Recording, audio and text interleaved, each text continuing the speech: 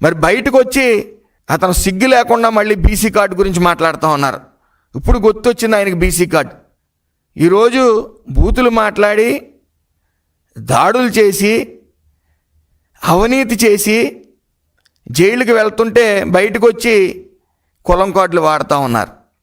మరి గతంలో చంద్రబాబు నాయుడు గారిని కానీ, లోకేష్ గారిని కానీ, డిప్యూటీ సీఎం పవన్ కళ్యాణ్ గారిని కానీ అనేక తప్పుడు మాటలు మాట్లాడి ఇష్టానుసారం మాట్లాడేవారు. వాళ్ళందరికీ మంత్రి పదవులు ఇచ్చేవారు జగన్మోహన్ రెడ్డి.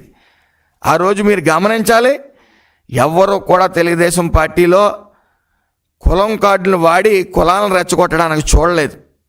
ఈ రోజున మళ్ళీ కులం కార్డులను తీసుకుని వచ్చి కులాలను రెచ్చగొట్టే వైఖరిని మొదలుపెట్టింది వైఎస్ఆర్సీపీ.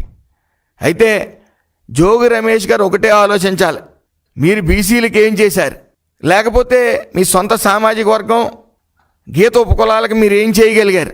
ఈరోజు మేము సగౌరవంగా చెప్పుకోగలుగుతున్నాం. గీత కార్మికులుగా మేమందరం సగౌరవంగా చెప్పగలుగుతున్నాం. 10% లిక్కర్ లైసెన్స్లు ఇవ్వడం జరిగింది, 50% ఫీజు రాయితీ ఇవ్వడం జరిగింది.